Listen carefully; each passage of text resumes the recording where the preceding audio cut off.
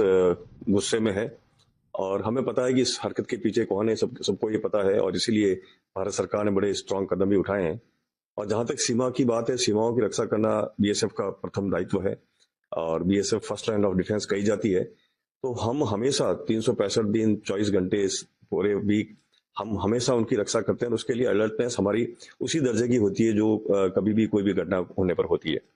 लेकिन आज के संदर्भ में ये भी कहना चाहूंगा कि आम दिनों में भी हम कभी भी कोई ऐसी कोताही नहीं बरतते हैं, क्योंकि हमें पता है कि हमारा काउंटर पार्ट है वो भरोसे के लायक नहीं है। तो आज भी हम जो ड्यूटी कर रहे हैं इसी ध्येय के साथ कर रहे हैं कि वो कोई भी ऐसी नापाक हरकत कर सकता है। लेकिन मैं आपको ये भरोसा दिलाना चाहूंगा कि बीएसएफ एक प्रोफेशनल फोर्स है, बीएसएफ एक ट्रेंड फोर्स है और सीमाओं की रक्षा में कोई भी किसी भी प्रकार की कोताही उसके लिए मंजूर नहीं है। और हम हर कोना हर जगह अपने निगाहों के अंदर है, हमारे जो जवान है उनकी रक्षा कर रहे हैं।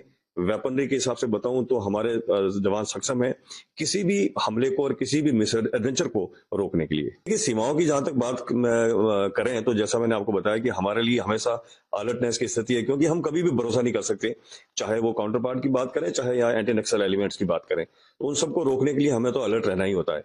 लेकिन अब जब खास करके हमारे ऐसे कई लोग जो सीमा पार को सूचनाएं पहुंचा सकते हैं, तो उनके लिए हम जो जितनी भी सिस्टर एजेंसीज हैं, चाहे वो पुलिस की बात करें, आर्मी की बात करें या अदर जो इंटेलिजेंस गैदरिंग एजेंसीज हैं, उनके साथ हमारा बहुत ही बेहतर समन्वय है।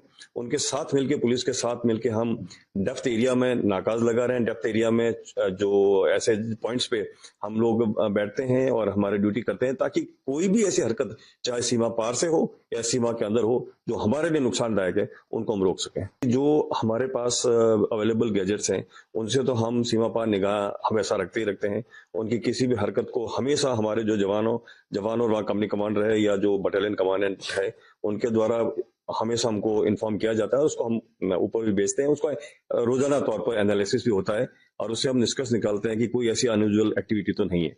इन दिनों में भी हम और बाकी एजेंसीज जो इन चीजों पर निगाह रखती है उसको हम रोज के तौर पर देख रहे हैं कि कहीं ऐसी कोई घटना तो नहीं है जिससे भी, या कोई कहीं ऐसा अनयूजुअल चीज तो नहीं है जो कुछ ऐसे मिस एडवेंचर को वो जन्म दे सके।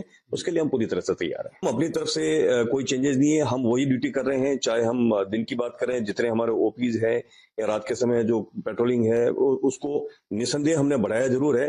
लेकिन ये है कि उसके अंदर कोई चेंज वाली बात नहीं है, क्योंकि हमें पता है, जैसा मैंने बताया, हर दिन हमारे लिए एक जैसा है और हर दिन हमारी चौकसी 100% हम लोग अपना देते हैं, तो उसके अंदर कोई वो जिलाई वाली बात है नहीं।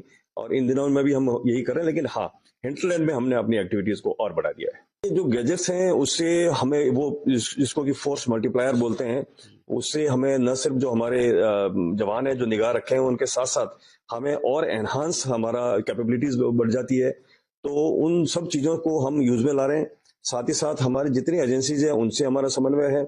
हमारे जो बाकी हिंटरलैंड में ड्यूटीज कर रहे हैं, चाहे पुलिस की बात करूं या और भी एजेंसीज, उनके साथ समन्वय है और रोज के तौर पर हम उसका एनालिसिस करते हैं। और अपनी ड्यूटी के बारे में जहां तक जो मैंने आपको बताया कि हम हमेशा से 24/7 365 उसी अलर्टनेस के साथ ड्यूटी कर रहे हैं। बीएसएफ का ड्यूल रोल है, पीस टाइम भी है, वॉर टाइम भी है। यानी वॉर के लिए भी हम उतने तैयार हैं जितना हमारे जो आर्मी तैयार हैं। और बीएसएफ एक प्रोफेशनल फोर्स होने के साथ साथ ट्रेंड फोर्स है। हम ऑप्स ऑफ वॉर के सभी जितने भी हमारे ऑपरेशंस हैं उनके लिए हम ट्रेंड ही नहीं है, उसके लिए हमारी प्रैक्टिस भी रहती है, रिहर्सल्स भी रहती है। और किसी भी मिस एडवेंचर के मुंह तोड़ जवाब देने के लिए हमारे वहां पर जो जवान हैं, हमारे जो सीमाएं हैं, चौकियां हैं, उसके लिए बिल्कुल तैयार